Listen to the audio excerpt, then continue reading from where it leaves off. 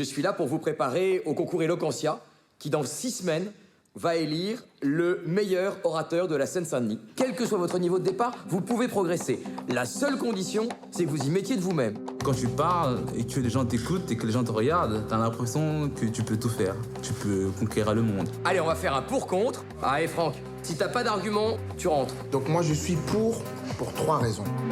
0 argument, alors ça c'est de la merde. Voilà, donc ça suffit. Allez, Hop là.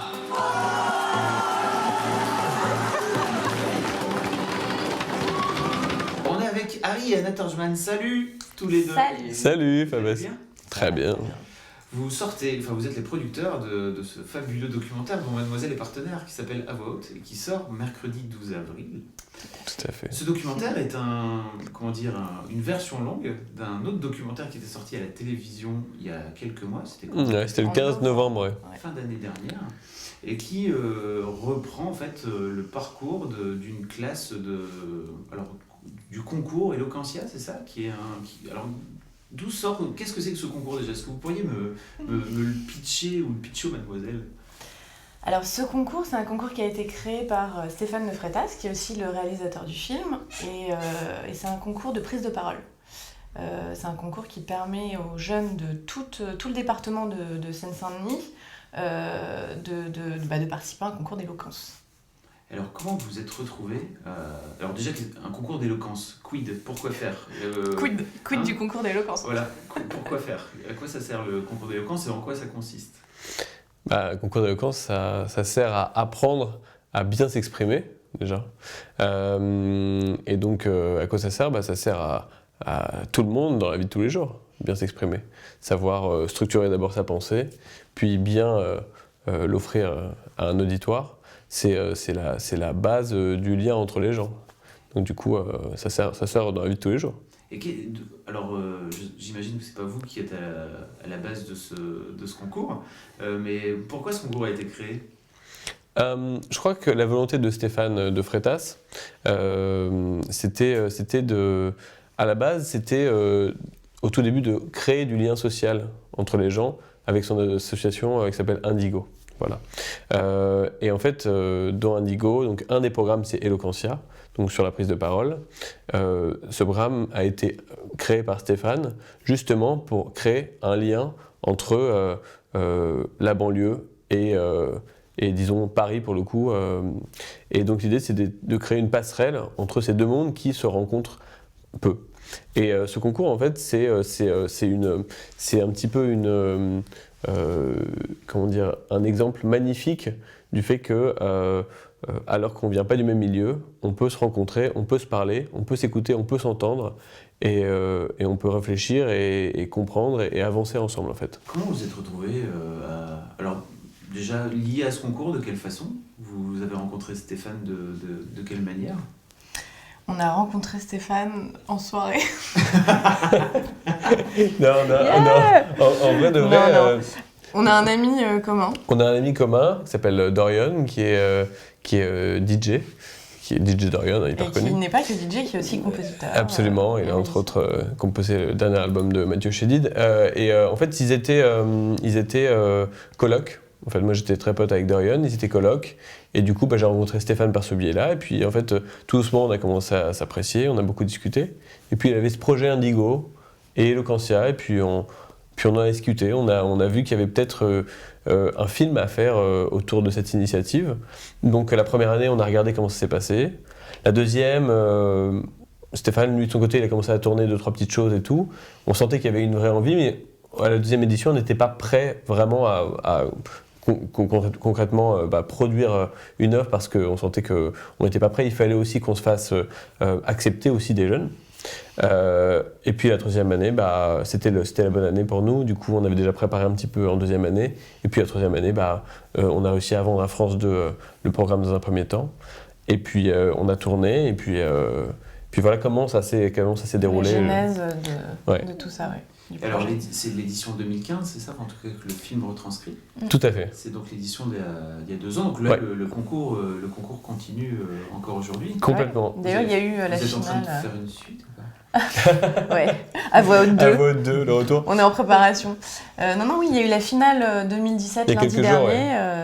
avec un gagnant qui s'appelle Grégoire Goubi d'ailleurs. Tout à fait. Et c'était vraiment super, il y avait Grand Corps Malade, il y avait Youssoupha, parce qu'en fait l'idée aussi de ce concours, c'est aussi de faire rencontrer au moment des quarts, demi et finales, de faire venir des jurys comme des avocats, comme des personnalités pour les confronter au talent d'Eloquentia, quoi. Ok. C'était en tant que MyBox, donc en tant que producteur. Jusque-là, vous aviez produit alors plutôt des programmes courts.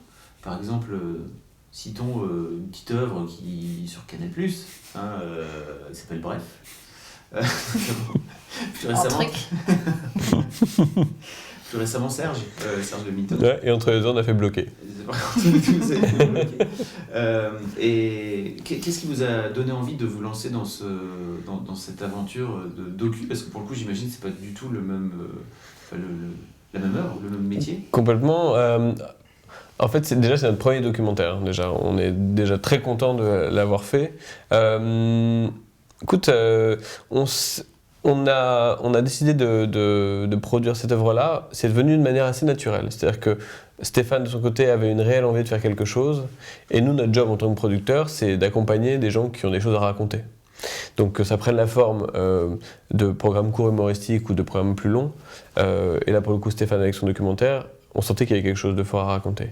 Du coup, nous, notre job, là, c'est de comprendre, de développer avec lui son histoire, et puis de l'accompagner. C'est également son premier film. Du coup, il n'avait rien fait vraiment avant. Notre job, ça a été d'être accompagnateur de sa première œuvre. Et voilà, on est très content d'avoir fait cette première œuvre documentaire parce que ça nous a fait comprendre aussi des choses. Moi, je sais que d'un point de vue personnel, j'ai été très touché, très submergé par la puissance de la réalité en fait. Je pensais pas que ça allait être aussi fort. On s'est vraiment très attaché à tous les jeunes et les professeurs de la formation parce qu'on était sur le tournage tous les jours aussi. Tous les samedis. Ouais. À 8h du matin, dans la salle de TD 102 de la fac de Paris 8. Il faut le vouloir. salle de TD un peu blafarde. Un petit peu. Et puis en hiver, c'est pas la joie. Mais pour les élèves, ça veut dire aussi qu'ils étaient là. Bien sûr. Complètement. Grosse motivation. Ils sont très motivés et l'idée justement c'était aussi de montrer cette motivation, cette envie de participer à cette formation d'abord et à ce concours après. C'est pas quelque chose d'anodin, c'est-à-dire que c'est une vraie volonté de leur part de se dire qu'à un moment donné, ils y vont, ils se lèvent et ils prennent la parole. Et ça passe aussi par le fait qu'il faut se lever le matin et il faut y aller, quoi. Il faut concrètement, physiquement y aller. Et d'ailleurs, Bertrand Perrier le dit dans le documentaire, c'est-à-dire que la prise de parole, c'est quelque chose de physique aussi. C'est pas juste ouvrir la bouche, c'est tout le corps qui s'exprime. Et c'était important de le montrer et de l'évoquer, ça aussi, pour Stéphane et dans le documentaire. Ouais. En fait, vous êtes des grands starbés, quoi. J'aime parler devant les gens, j'aime être écouté, et j'aime me faire ressentir des émotions. Vous pensez quoi du fait que je veuille devenir acteur? Moi, ce que je veux, c'est que tu sois heureux. Moi, si j'ai envie de prendre la parole, c'est parce que j'ai envie de repenser le féminisme. La parole, c'est une arme. C'est quelque chose qui me permet de pouvoir me défendre. On va y arriver. Je te jure qu'on va y arriver. On n'est pas loin du tout. Demain, la tête haute, je marcherai fière. Non, c'est à chier. C'est nul, c'est parfaitement nul. Il va falloir vous pousser aux fesses. Alors il y a des portraits et c'est vraiment marrant de voir la progression personnelle en fait de chaque personne qu'on voit grandir. Je trouve que le film retranscrit vachement bien ça aussi, cette évolution personnelle. Ouais, c'était tout l'enjeu dramaturgique en fait. C'est-à-dire que quand on a tourné, on savait pas qui allait gagner quand on a tourné dès la formation. Donc on a suivi beaucoup de jeunes. On en a suivi, je crois, c'était à peu près une dizaine. Ouais, à peu près. Une dizaine de jeunes où on faisait des focus sur eux avec des interviews et tout. Et puis, pour pouvoir voir l'évolution, il fallait les tourner depuis le début, quoi. Donc on les a tournés. Et puis au bout d'un moment, on s'est rendu compte qu'il y en a qui sortaient du lot. Et en fait, on a nous-mêmes été très surpris de voir que certains jeunes et ceux qu'on montre dans le film, effectivement, ils se sont, révélés aux autres, mais avant tout à eux-mêmes. Et ça a été quelque chose qui a été très fort parce que nous, en tant que spectateurs, quand on le regarde aussi, ça peut créer une forme de déclic en fait, dans chacun de nous, de se dire à un moment donné, moi aussi, peut-être que je peux faire quelque chose et je peux apprendre sur moi-même en m'exprimant mieux, en me confrontant à ça. Et puis surtout, ça apporte, je trouve, beaucoup d'espoir. Alors, nous, c'est aussi un peu notre démarche, c'est d'essayer de trouver une manière d'apporter de l'espoir à la jeunesse aussi, mais pas que, à plein de gens en fait, parce que cette œuvre-là, hier on était par exemple à une projection à Saint-Denis, et en fait il y a un jeune qui a dit moi j'ai fait la formation cette année, en fait je l'ai faite parce que j'ai vu à voix haute, et en fait ça m'a donné, vous m'avez fait rêver avec ce film, et du coup je me suis dit moi aussi je peux y arriver. Et en fait, pour nous, c'est la plus belle des réponses, c'est le plus beau des compliments qu'on peut nous faire, parce que c'est pour ça qu'on fait ce métier, en fait. Le documentaire a eu un certain succès à la télé. En tout cas, j'ai vu que ça avait pas mal tourné dans les médias, etc. L'objectif, à la base, c'était de le transformer en version longue d'entrée, ou c'est un truc qui s'est fait par la suite avec le succès de la télé ? Alors l'objectif artistique, c'était vraiment, je pense à la base, et ça on en avait beaucoup parlé avec Stéphane, c'était que ce documentaire existe sous forme cinématographique. Okay. C'est-à-dire qu'on voulait vraiment lui donner, c'était une volonté que ce soit pas juste un documentaire de portrait ou je sais pas comment est-ce qu'on peut dire, un peu plus frontal, mais qui est une vraie narration. On a décidé de prendre un compositeur pour la musique pour créer toute une harmonie justement et faire en sorte que ça ressemble vraiment à limite un film de fiction, mais en documentaire. C'est clair, parce qu'il y a le crescendo du Le crescendo, concours, etc. Ça marche ça très, monte. Très bien. Après, il n'y avait aucune idée ni ambition de se dire que ça allait être un film qui allait passer au cinéma. Ça a été... je suis pas tout à fait d'accord. Alors peut-être dans l'idée derrière, là, coincé un petit peu derrière. En fait, vers la fin de la production, parce qu'en fait, à la base, on avait prévu 4 mois de montage, on a fait quasiment 1 an, parce qu'on n'était pas vraiment satisfait, et puis on voulait affiner pour avoir la meilleure œuvre possible, et voilà, et on en est plutôt très content aujourd'hui. En fait, vers la fin du montage, nous, on voulait que l'œuvre soit la plus exposée possible.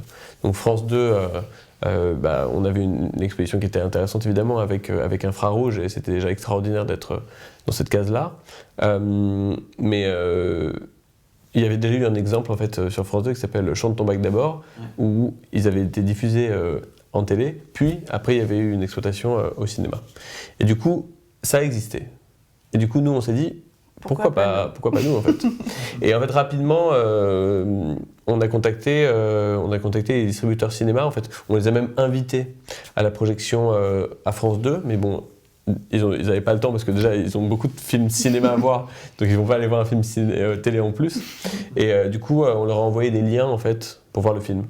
Et en fait, il y a 2 distributeurs qui nous ont dit qu'ils trouvaient ça vraiment magnifique selon leurs termes, et du coup on pense, moi je leur ai dit qu'on pensait à une sortie cinéma, et du coup si on pouvait se voir rapidement ça serait intéressant, et du coup c'est Mars Film qui est quand même un immense distributeur de cinéma, nous qu'on admire beaucoup, avec qui on a signé, et on est ravis parce que donc Stéphane Sellerier, le patron de Mars, c'est quelqu'un qui est très instinctif. Et en fait, quand il a eu un instinct, il a dit ça m'intéresse, c'est quelque chose de fort. Et du coup, voilà, on est parti avec lui et toute son équipe qui est vraiment top.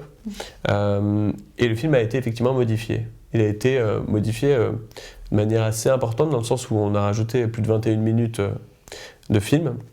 Il faisait 78 minutes, on arrive à 99 minutes aujourd'hui. On a retravaillé l'étalonnage pour faire un étalonnage cinéma. On a retravaillé le mix. Vraiment, on a fait un mix 5.1 pour les salles de ciné. On a vraiment retravaillé le film pour que l'expérience cinématographique soit la plus belle et la plus forte d'un point de vue émotionnel. Et effectivement, quand on regarde le film en salle, aujourd'hui, ça prend une ampleur tellement plus puissante que quand on le regarde en télé ou sur sa tablette. Et ça, on en est ravis parce qu'en plus, on considère que c'est un film qu'il est... encore plus nécessaire de voir en groupe, d'être dans une salle de cinéma avec d'autres gens et de voir ça en communauté, entre guillemets, en groupe, c'est plus cohérent que de le voir chacun devant sa télé ou sur sa tablette. Et cette expérience collective-là... C'est une expérience à vivre ensemble. Absolument. Je sais plus qui m'avait dit un jour, je crois que c'est... Je me demande si c'est pas une exploitante justement de salle de cinéma qui m'avait dit qu'au cinéma, en fait, on est seul avec les autres. Et je trouve que c'est assez intéressant dans la métaphore de ce que ça raconte sur nos vies, quoi. On est tous un peu seuls, mais on doit vivre en communauté, on doit être les uns avec les autres, en cité, quoi. Donc c'était l'expérience de la salle, c'est une expérience, j'espère qu'il ne s'arrêtera jamais, parce que c'est une expérience qui raconte la vie, je trouve, et c'est pour ça qu'on a aussi voulu sortir le film en salle. Et d'ailleurs, il y a une tournée d'avant-première dans toute la France, là, avec le film, et c'est vrai que ce qui ressort, la plupart du temps, c'est que à la fin, en fait, des avant-premières, il y a un débat, et en général, ça dure un quart d'heure, 20 minutes, mais là, il dure plutôt entre 2h et 2h30. Les gens ont envie de parler, ont envie de discuter, de poser des questions, de débattre. Enfin, il y a, vraiment, ça recrée du lien, ça recrée de la communication entre les gens, et en fait, c'est tout le but de la démarche, quoi. Tout ça pour dire que si vous avez vu le documentaire à la télé, retournez le voir. Oui, parce que vraiment, il y a... C'est une autre expérience. Complètement. C'est une vraie plus-value en fait, la prise de parole en public. On en parle souvent sur Mademoiselle, on vous mettra des liens derrière parce que c'est vraiment un sujet dont on parle et qu'on veut inciter les Mademoiselles aussi à prendre la parole. Et c'est pour ça en fait qu'on était vraiment très très heureux de pouvoir en être partenaire, quoi. Ah, c'est top. Merci. Rendez-vous le 12 avril donc, pour voir à voix haute dans les salles avec toute la fine équipe qui se trouve derrière. C'est vraiment un super. Et vous allez rencontrer, je pense en regardant ce film, des personnalités incroyables qui vont vous inspirer. Et en tout cas qui nous ont vraiment inspirés. On continue, on a la chance de continuer à les voir grandir, à les voir évoluer. Parce que vous avez créé une bande là. Ouais. On a un feed Facebook où on se parle tous, c'est super. et ils ont tous des démarches et des ambitions différentes, mais voilà, c'est important qu'ils aient ce moyen de pouvoir en parler et de pouvoir le dire. Donc on est très heureux de les avoir tous rencontrés. Et ben c'est top. Et vous dire, je vais me lever et puis je vais le faire. La parole qui convainc, la parole qui émeut, la parole qui touche, c'est celle-là qui nous rassemble. Avant, quand on voulait manifester son attachement à la liberté d'expression, on disait « Je suis Charlie ». Maintenant, à partir de ce soir, je dirai aussi « Je suis Sonny ». Voici venue l'heure du jugement dernier. Est-ce que vous êtes prêts à leur faire un triomphe ?